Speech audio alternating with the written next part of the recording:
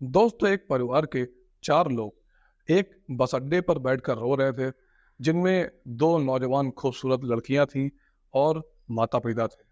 वह जिस तरीके से रो रहे थे, उनको देखने के बाद कलेजा फट रहा था। दोस्तों, रोने का जो कारण था, वो किसी तरीके से कुछ पैसे इकट्ठा करके शिमला घूमने जा रहे थे और लेकिन रास्ते में ही उनकी जेब कट जाती है। अब वहां से शिमला जाना तो दूर, उनको अपने घर जाना भी मुश्किल पड़ रहा था। उस परिवार के साथ कुछ ऐसा होता है जिसकी कभी किसी ने कल्पना भी नहीं की थी। दोस्तों, ये एक बहुत ही मार्मिक कहानी है, दिल को छू लेने वाली कहानी है। और ये जो कहानी है, ये आपके और हमारे परिवार से और समाज से जुड़ी हुई कहानी है। ये एक सच्ची घटना है। दोस्तों, मैं विराज शर्मा, शर्मा 3 न्यूज चैनल पर आप लोगों के सच्ची घटना, सच्ची कहानी सुनाने जा रहा हूँ। तो वीडियो को लाइक कर लीजिए और चैनल को सब्सक्राइब कर दीजिए। दोस्तों, यह कहानी उत्तर प्रदेश की है। एक लड़की जिसका नाम प्रिया होता है, वो अपनी 12वीं की क्लास में टॉप करती है और घर पर खुशी का माहौल हो जाता है। अपने पिताजी को बताती है और कहती है कि पिताजी, अब तो आपको हमें शिमला घुमाना ही पड़ेगा, जाना ही पड़ेगा, क्योंकि आपने वादा किया था कि जैसे ही मैं पास हो जाऊंगी अच्छे नंबरों से, तो आप मुझे लेकर चलेंगे। तो पिता बोलते हैं कि बेटा, हम जाएंगे, लेकिन 10-15 दिन का समय दो और पैसा इकट्ठा करते हैं, फिर चलते हैं। तो प्रिया कहती है कि नहीं नहीं पापा, ऐसी बात नहीं है, अब बहानेबाजी नहीं चलेगी, आपको हमें लेकर चलना ही पड़ेगा। तो पिताजी बोलते हैं कि लेकिन थोड़ा पैसा वगैरह तो इकट्ठा करने दो, जोड़ना तो पड़ेगा। दोस्तों, उसके जो पिताजी थे वो एक पान की दुकान चलाते थे और जो प्रिया थी वो अपना गुल्लक लेकर आती है और उन्हें गुल्लक को फोड़ देती है। उसमें 2-3 हज़ार रुपए निकलते हैं और अपनी माँ को देते हुए कहती है कि माँ, ये लो, इतने पैसे मेरे पास हैं और कुछ पैसे दीदी के पास भी हैं, उनका भी गुल्लक फोड़वा दूंगी और आप कुछ ऐसा पैसा इकट्ठा करो और शाम को हम लोग पापा को ये पैसा देंगे। अब दोस्तों, शिमला घूमने का बहुत दिन से प्लान बन रहा था, लेकिन वो लोग जा नहीं पा रही थी। और जब शाम को पिताजी आते हैं, जिसका नाम निरंजन होता है, तो वो लोग जो इकट्ठे पैसे किए हुए थे, लगभग 6,000 रुपए, अपने पापा के हाथ में रखते हैं और बोलती हैं कि पापा देखिए, ये इतने पैसे हैं और बाकी का इंतजाम आप करिए और किसी भी तरीके हम लोग को घूमने लेकर चलिए और कोई बहानेबाजी आपकी अब नहीं चलेगी। अब जो वो था, वो बेचारा गरीब आदमी निरंजन, तो वो क्या करता है कि 20,000 रुपए बाहर से उधार लेता है। कुछ 2-3 हज़ार रुपए उसके पास भी पड़े थे। इस तरह से 30,000 रुपए उसके पास इकट्ठा हो जाते हैं और उसके बाद 2-4 दिन के बाद वहां से वो शिमला के लिए रवाना होते हैं। ट्रेन पकड़कर जाना था और ट्रेन पकड़ते हैं, सुबह अम्बाला पहुंचते हैं और वहां पर चाय नाश्ता करते हैं। जब अम्बाला में पहुंचकर वो शिमला के लिए बस पकड़ रहे थे और दोनों लड़कियों की जो माँ होती है, जब वो अपने पर्स में हाथ डालती हैं, जैसे ही हाथ डालती हैं तो जोर जोर से चिल्लाने लगती हैं और रोने लगती है, क्योंकि उनका जो पर्स था वो नीचे से कट चुका था, यानी कि उनकी जेब कट चुकी थी। अब पैसा जो था वो सारा माँ के पास ही होता है और उनकी जेब कट चुकी थी। अब सबकी हालत खराब हो जाती है, रोना पिटना मच जाता है। अब चूंकि बच्ची ने 12वीं की परीक्षा पास की थी, जिसका नाम प्रिया होता है, और उनकी एक और बेटी थी अनु, वो बीए पास कर चुकी थी, वो तो थोड़ा वो उससे बड़ी थी। सब लोग मिलकर रोने लगते हैं। जो भी वहां पर आता है और देखता है और बात पूछता है और फिर चला जाता है। वो लोग अपने रो रो कर अपना हाल बयां कर रहे थे कि हमारा पर्स कट गया है, चोरी हो गया है, अब हम कहाँ जाए, कहाँ रहे। उनके पास अपने घर जाने के लिए भी पैसे नहीं बचे थे। दोस्तों, उसके बाद वो भी, जो भी लोग वहां पर आते, जो भी पैसेंजर आते, उनको रोता हुआ देखते और उनसे पूछते कि क्या बात है। वो लोग बात बताते कि ऐसी ऐसी बात है। वो लोग बस यही बोलते हैं कि आपको अपना पैसा बचा कर रखना चाहिए, संभाल कर रखना चाहिए। अब आप जान रहे हैं कि आप सफर में आ रही हैं, तो आपको अपने पैसे को, कोई लोग बोल रहे हैं, अलग अलग रखना चाहिए, एक जगह सारा पैसा नहीं रखना चाहिए। इस तरीके के लोग सजेशन दे रहे थे और चले जा रहे थे। अब उनके पास, जो उनके पिताजी थे निरंजन, निरंजन के पास मात्र 300 रुपए थे और वो एक कोने में बैठा था।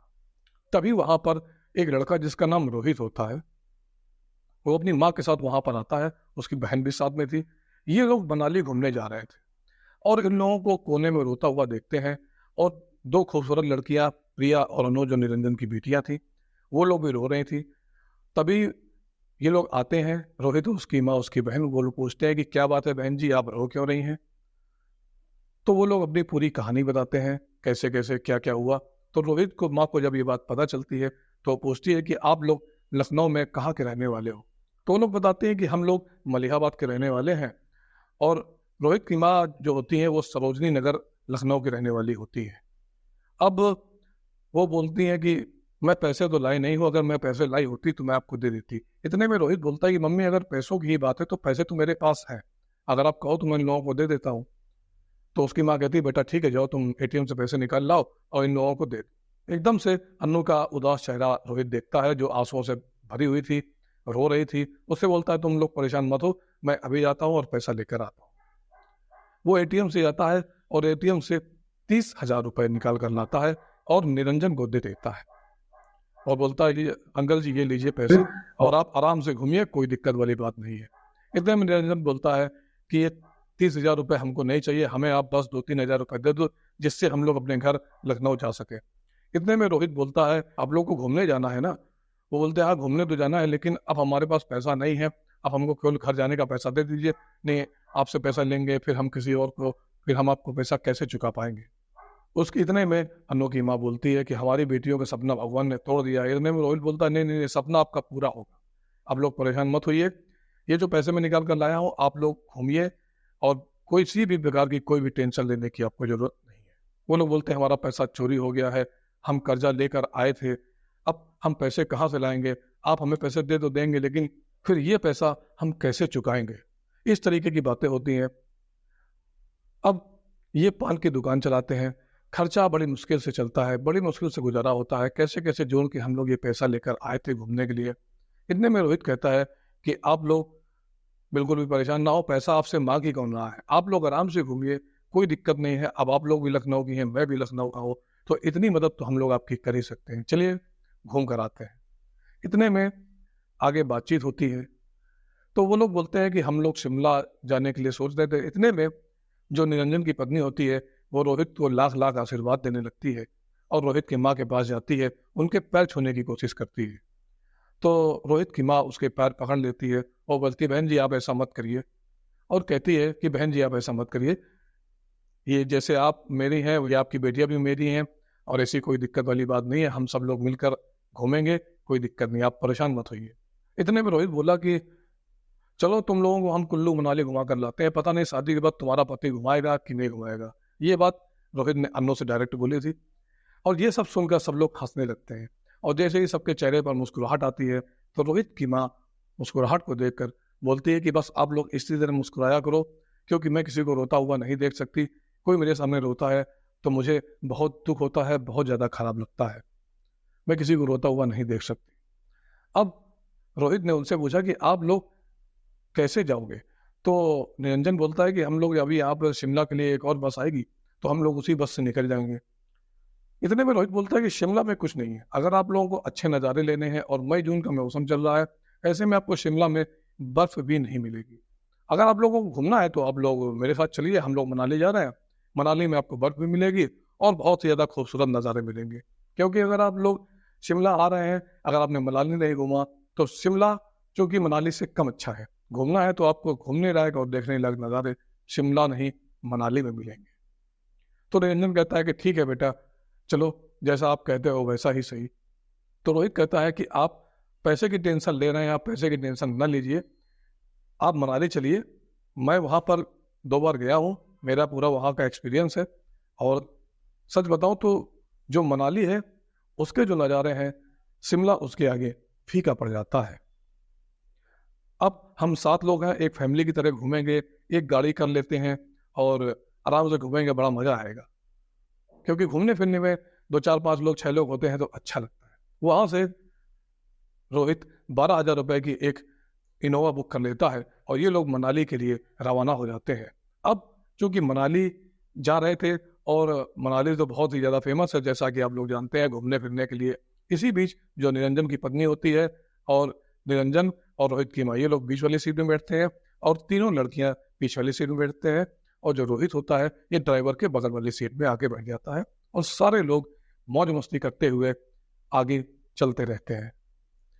अब सबकी खुशियों का कोई ठिकाना नहीं था। अब ये लोग लगभग शाम के 3-4 बजे तक मनाली पहुंच जाते हैं। बहुत ही खूबसूरत मौसम होता है, ठंडी ठंडी हवा चल रही होती है, चारों तरफ पहाड़, बड़े बड़े पहाड़, गहरी गहरी खाई, खूबसूरत नज़ारे होते हैं। रोहित बोलता है कि आप लोग हमारे साथ हैं और हम सब लोग एक साथ हैं, तो हम सब लोग एक साथ ही रहेंगे। अब आप लोग पैसा की टेंशन बिल्कुल भी मत लो। एक अच्छे से होटल में रोहित कमरा बुक करता है और 3 कमरे बुक होते हैं। 3 कमरों में वो 3 लड़कियां, एक कमरे में वो तीनों लड़कियां, एक कमरे में रोहित, उसकी माँ, और एक कमरे में निरंजन और उसकी पत्नी। इस तरह से 3 कमरे ये लोग लेते हैं। और कमरा लेने के बाद अब ये लोग थक चुके थे, तो वहां पर ये लोग सो जाते हैं। सोने के बाद 1-2 घंटे नींद लेते हैं और शाम के 6 बज जाते हैं। शाम को जब 6 बजते हैं तो फिर ये लोग थोड़ा सा बाहर निकलते हैं घूमने फिरने के लिए। ठंडी ठंडी हवाएं चारों तरफ चल रही थी और ऊंची ऊंची पहाड़, पहाड़ों की वादियां, बहुत ही खूबसूरत शानदार नज़ारा देखने वाला होता है। 2-3 घंटा ये लोग घूमते हैं। घूमने के बाद डिनर का टाइम हो जाता है और ये लोग एक होटल में आते हैं। होटल में आने के बाद डिनर करते हैं। अगला दिन आ जाता है और ये सारे लोग जब सुबह उठते हैं तो उठने के बाद वहां से रोहतांग दर्रे के लिए एक SUV बुक कर लेते हैं, क्योंकि रोहतांग दर्रे में साल भर बर्फ जमा रहती है और गर्मी के महीने में यानी कि मई, जून, जुलाई, अगस्त, 3 महीनों में रोहतांग दर्रे में ही आपको बर्फ मिलेगी। मनाली में आपको बर्फ नहीं मिलेगी। रोहतांग दर्रे से मनाली का रास्ता, मनाली से रोहतांग दर्रे का रास्ता लगभग 4-5 घंटे का होता है, 6-7 घंटे, जो भी 4-5 घंटे का लगभग होता है, तो आप लोग आराम से जा सकते हैं। तो ये लोग रोहतांग दर्रे के लिए चल देते हैं और वहां पर जो रोहतांग दर्रे की ऊंची ऊंची चोटियां, 10,000 फीट गहरी खाई, बर्फ के नज़ारे, बेहतरीन नज़ारा जो रास्ते से गुजर रहे थे ये लोग देख रहे थे। और वो रोहतांग दर्रे में पहुंचते हैं, वहां पर बहुत ही ज़्यादा बर्फीली हवाएं चलती हैं। तो वहां पर ये लोग एक सूट लेते हैं जो पहना जाता है जिससे हवा नहीं लगती है, क्योंकि अगर आप लोग रोहतांग दर्रे में जाएंगे तो वहां पर हवा बहुत तेज चलती है। वहां पर अगर आप लोग नॉर्मल कपड़े पहन कर रहेंगे तो आपको पाला मार जाएगा, आपको सर्दी लग जाएगी। तो वहां पर ये लोग कपड़े लेते हैं, वो पहनते हैं। उसके बाद कोई किसी के ऊपर बर्फ फेंक रहा है, कोई किसी के ऊपर गोला फेंक रहा है, इस तरीके से ये लोग पूरा एंजॉय करते हैं। एंजॉय करने के बाद ये लोग शाम को अपने कमरे में आते हैं। चूंकि ट्रैवल बहुत ज़्यादा हो गया था तो रोहित की माँ के पैर में दर्द होने लगा था। तो ये जो अनु और प्रिया 2 बहनें होती हैं, जो निरंजन की बेटियां होती हैं, ये लोग रोहित की माँ की मालिश करने लगती हैं, उनकी देखभाल करने लगती हैं। अब चूंकि रोहित की माँ ही जो थी, जो अनु और प्रिया का सपना पूरा कर रही थी। रोहित की बहन का नाम पिंकी होता है। अब चूंकि घूमने के आने के बाद जो रोहित की माँ की जो पैदा, तो ये लोग बहुत सेवा करते हैं, खुद गर्म तेल से मालिश करते हैं, गर्म पानी से मालिश करते हैं, उसके बाद नहलाते धुलाते हैं, उसकी रोहित की माँ की बहुत सेवा करते हैं। इससे रोहित की माँ उन दोनों लड़कियों से बहुत इम्प्रेस हो जाती है। उसके बाद अगले दिन ये लोग सुबह निकलते हैं, वहाँ पर झरने देखते हैं, खूबसूरत मंदिर देखते हैं, बहुत अच्छे अच्छे पहाड़ों को देखते हैं, झीलें देखते हैं और मौज मस्ती करते हैं और बहुत सारी फ़ोटो खिंचाते हैं, वीडियो बनाते हैं। अब उनमें जो सब लोग मज़ा कर रहे थे, लेकिन जो सबसे ज़्यादा टेंशन में थे वो निरंजन थे। निरंजन सोच रहा था कि यार इतना पैसा खर्चा हो रहा है, देना तो मुझको ही पड़ेगा। अब पैसा तो खर्चा हो रहा है वो तो अच्छी बात है, लेकिन देना तो मुझे ही पड़ेगा। उसकी पान की दुकान थी, वो सोच रहा था कि कैसे करें। तो एक जगह वो पैसा देने के लिए आगे बढ़ते हैं तो रोहित उन्हें मना कर देता है कि आप पैसा मत दीजिए, मैं खर्चा कर रहा हूँ ना, आप बाद में हिसाब किताब कर लीजिएगा, कोई दिक्कत वाली बात नहीं है। अगले दिन रात को रोहित एक अच्छे से होटल में डिनर करने के लिए सबको ले जाता है। इतने में जो अनु है, अनु कहने लगती है कि आप इतना खर्चा क्यों कर रहे हैं, हम लोग गरीब आदमी हैं, हम लोग आपको इतना पैसा कहाँ से दे पाएंगे, मुझे बहुत टेंशन हो रही है, आप इतना पैसा प्लीज मत दीजिए। ये बात अनु रोहित से डायरेक्ट बोलती है, क्योंकि अनु देखने में बहुत खूबसूरत थी। इतने में रोहित कहता है कि तुम्हारे लिए ही तो कर रहा हूँ, ये जो खर्चा मैं कर रहा हूँ तुम्हारे लिए तो कर रहा हूँ। इतने में अनु सुनती है और अनु चौंक जाती है। तो फिर रोहित कहता है तुम सबके लिए ही तो कर रहा हूँ मैं। और रोहित हल्का सा स्माइल देता है और जो अनु होती है वो शर्मा जाती है, क्योंकि रोहित डायरेक्ट बोलता है कि मैं तुम्हारे लिए ही तो खर्चा कर रहा हूँ। उसके बाद अनु कहती है कि ज्यादा खर्चा मत करो, हम दे नहीं पाएंगे। तो वो कहता है कि मांग ही कौन रहा है। इसके बाद दोस्तों ये कहानी आगे बढ़ती है और 2-3 दिन वो लोग वहां पर रहते हैं और उसके बाद वहां से वो लोग आ जाते हैं सीधे ट्रेन पकड़कर अम्बाला। और अम्बाला आने के बाद ये लोग लखनऊ के लिए रवाना हो जाते हैं और बहुत ही शानदार तरीके से इस सफर का एंजॉय करते हैं, आनंद लेते हैं सारे लोग। अब चूंकि इतने सारे लोग हो जाते हैं तो मजा भी बहुत ज्यादा आता है। मगर जो रंजा थे वो अपने जेब से पैसे निकाल रहे थे, तो जो 30,000 रुपए जो रोहित ने दिए थे वो उसको वापस देने लगते हैं। 20,000 रुपए बच्चों ने खर्चा कर दिए हैं, 10,000 रुपए बचा है तो आप ये रख लीजिए अपने पास में और बाकी पैसा मैं आपको दे दूंगा। तो रोहित कहता है अरे आप इतना क्यों टेंशन ले रहे हैं अंकल जी, आप पहले जाइए, आपने जिससे कर्ज लिए थे ये जो पैसे बचे हैं आप उनको दीजिएगा और उसके बाद आप अपना कर्जा चुकाइएगा, उसके बाद जब आपके पास पैसा हो तब दीजिए, ऐसी कोई दिक्कत नहीं है, मैं तो कोई ऐसी बड़ी बात नहीं है। इतना बोलता है तो जो वो अनु होती है, प्रिया होती है, निरंजन, सबकी आंखों में आंसू आ जाते हैं कि आप लोग के जैसा इंसान इस दुनिया में मिलना मुश्किल है, आप लोग भगवान के बराबर हैं, आपने मेरी बेटियों को घुमाया और इतना अच्छा सफ़र आपने दिया। इतने में जो रोहित की माँ कहती है अरे भाई साहब आप परेशान मत होइए, आप लोग आराम से अपना खर्चा निपटाइए। और इतने में जो रोहित होता है वो बोलता है कि अनु ने तो गुल्लक फोड़ा था, तो ये जो पैसे बचे हैं आप उसकी गुल्लक में ही डाल दीजिएगा, कोई दिक्कत नहीं है। इतने में सब लोग हंसने लगते हैं और हंसी ठिठोली होने के बाद ये कहानी और आगे बढ़ती है। जो निरंजन थे उनके आंखों में आंसू भर चुके थे और उसके बाद उनके पास बोलने के लिए कोई शब्द नहीं था। इतने में रोहित की माँ कहती है कि अरे आप लोग टेंशन मत लीजिए, ये सब तो चलता रहता है, कभी हम आपके काम आए कभी आप हमारे काम आए, और आप लोग तो हमारे क्षेत्र के ही हैं, लखनऊ के ही हैं, तो ये सब अच्छा नहीं लगता है। आप लोग आराम से रहिए, घूम लिए, जब आपके पास पैसा हो दीजिएगा, मत ना मन हो मत लीजिएगा, ऐसी कोई दिक्कत नहीं है। इतने में जो अनु थी, अब अनु ने चूंकि उसकी माँ की देखभाल बहुत ज़्यादा करी थी तो अनु से जो रोहित की माँ होती है बहुत ज़्यादा इंप्रेस हो जाती है। अनु जो निरंजन की बड़ी बेटी होती है और जिस तरीके से उसने अपनापन दिखाया और रोहित की माँ काफ़ी ज़्यादा इम्प्रेस हो जाती है तो मन ही मन वो अनु को पसंद करने लगती है। तो रोहित से कान में वो बोलती है कि रोहित ये लड़की मुझे बहुत पसंद है, अगर तुम चाहो तो मैं तुम्हारे लिए शादी के लिए बात कर सकती हूँ। तो रोहित कहता है आप जो चाहे वो करें, ऐसी कोई दिक्कत नहीं है, जो फैसला करेंगे मुझे मंजूर है। इतने में रोहित की माँ समझ जाती है कि कहीं ना रोहित को भी अनु पसंद है। इसके बाद वो लोग एड्रेस वगैरह एक दूसरे का लेते हैं, फ़ोन नंबर वगैरह एक्सचेंज होता है, फिर वो लोग चले जाते हैं और इस पूरी ट्रिप में लगभग 1.5 लाख रुपए का खर्चा आता है और ये पूरा खर्चा अकेले रोहित उठाता है। उसके बाद 15 दिन के बाद रोहित की जो माँ होती है वो निरंजन के घर जाती हैं और घर जाने के बाद अनु फ़ोन करके अपने पापा को बुलाती है, तो निरंजन वहाँ पर आता है और बातचीत होती है। तो रोहित की जो माँ होती है वो बोलती है कि भाई साहब मैं आपसे कुछ कहने के लिए आई हूँ। तो निरंजन के दिमाग में बात आती है कि यार हो ना हो ऐसा तो नहीं कि मैडम पैसे मांगने तो नहीं आई है बहन जी की। तो वो बोलता जी बहन जी बोलिए क्या बात है। तो रोहित की माँ बोलती है कि आपकी बड़ी बेटी अनु मुझे बहुत पसंद है, अगर आप लोग चाहें तो मैं अपने बेटे रोहित के लिए आपकी अनु का रिश्ता मांगने के लिए आई हूँ। इतने में जो अनु के माता पिता निरंजन और उसकी पत्नी दोनों लोग हाथ जोड़ लेते हैं कि बहन जी आपने हमारा जीवन धन्य कर दिया, आप इतने अच्छे लोग, इतने बड़े लोग, और हमारे इस गरीब की कुटिया में हमारा तो जीवन धन्य हो गया, भगवान देखने की जरूरत नहीं, बस आपको देखकर दर्शन कर लें, बस यही बहुत है। इस तरीके की बात जैसे बोलते हैं तो रोहित की माँ कहती है अरे ऐसी कोई बात नहीं है, मैं भी एक नॉर्मली हूँ और बस एक दूसरे की मदद हम लोग करते रहे, इससे अच्छा और क्या है।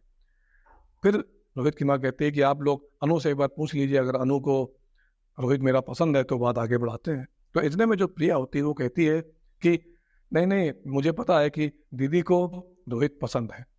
जब ऐसी बात होती है तो जो दोनों लोग होते हैं वो लोग बहुत खुश हो जाते हैं, क्योंकि रोहित जो था उसके बाद रोहित की माँ कहती है आप लोग चल के एक बार मेरा घर देख लीजिए, हमारा कारोबार देख लीजिए। तो इतने में चूंकि जो रोहित था, रोहित का लैपटॉप, कंप्यूटर और जो इलेक्ट्रॉनिक सामान होते हैं उसका एक शोरूम था और बहुत अच्छे से रोहित उसको चला रहा था और अच्छा पैसा कमा रहा था। जो होता है उसकी पत्नी, वो लोग हाथ जोड़ते हैं, बोलते बहन जी जितना अच्छा आपका घर है तो आपका घर भी एक मंदिर ही होगा, आप लोग इतने अच्छे हैं, आपका नेचर इतना अच्छा है, तो ऐसी कोई बात नहीं है, दिल आपका इतना अच्छा है, मुझे कोई दिक्कत नहीं, मैं अपनी बेटी की शादी करने की राजी हूँ। दोस्तों मई 2023 को ये लोग मिले थे और नवंबर 2023 को इन लोगों की शादी हो जाती है। उसके बाद जो फरवरी 2024 आता है, इस फरवरी 2024 में रोहित की बहन पिंकी की भी शादी हो जाती है और ये पूरा परिवार बहुत ही खुशी से, बहुत ही हर्षोल्लास से अपना जीवन बिता रहा है, बहुत ही खुश है और बहुत ही अच्छे से अपने लाइफ को एंजॉय कर रहा है। दोस्तों ये कहानी आपको कैसी लगी कमेंट करके जरूर बताइएगा। तो इस तरह की सच्ची घटनाएं, सच्ची कहानियां मैं अपने चैनल पर लाता रहता हूं, इसलिए अगर आप लोग नए हैं तो चैनल को सब्सक्राइब करें, अगर पुराने हैं तो लाइक और शेयर करें। धन्यवाद।